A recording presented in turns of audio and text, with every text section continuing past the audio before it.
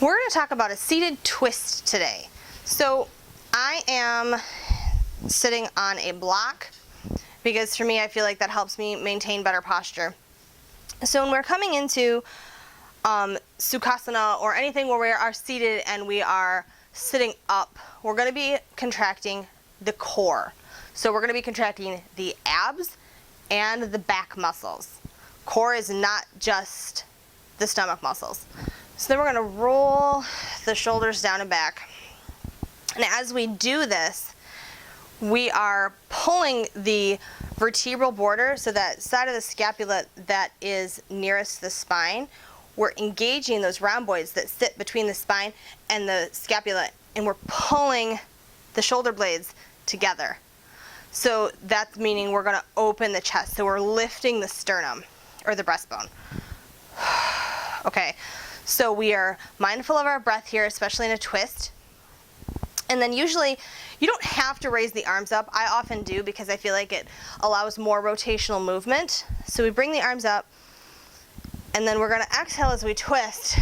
And again, everyone has their own variation, but I'm going to hook my left arm on my right knee. Now this knee, I'm going to ground down through that knee, because if I don't, I can lift up my knee.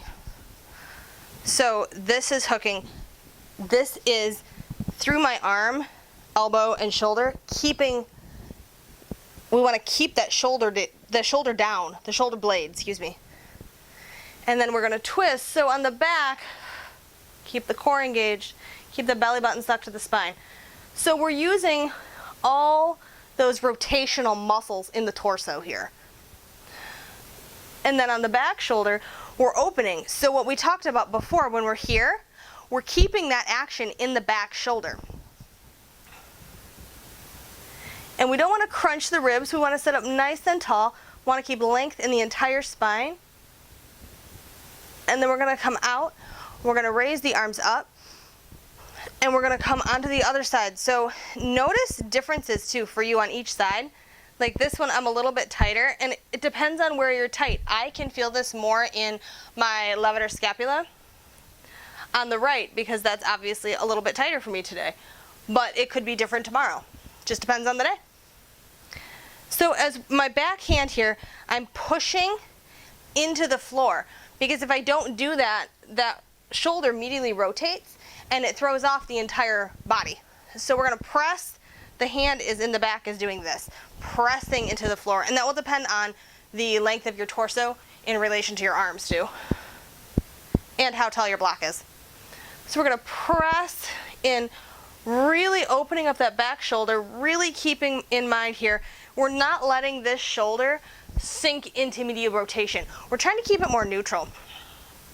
And we're pressing that hand into the floor in the back. We look through the back shoulder, over the back shoulder, and then we're keeping the neck in check also. So we're engaging in the core. And what you're going to do with your hips, if you choose to do say lotus pose or a different pose with your hips, that's going to affect those differently. I chose this because I really wanted to focus on the twist today. But really, remember, we work with the breath, really nice, sitting up nice and tall, pulling that belly in, engaging the core, and engaging the rhomboids, really broadening across the chest and the collarbones.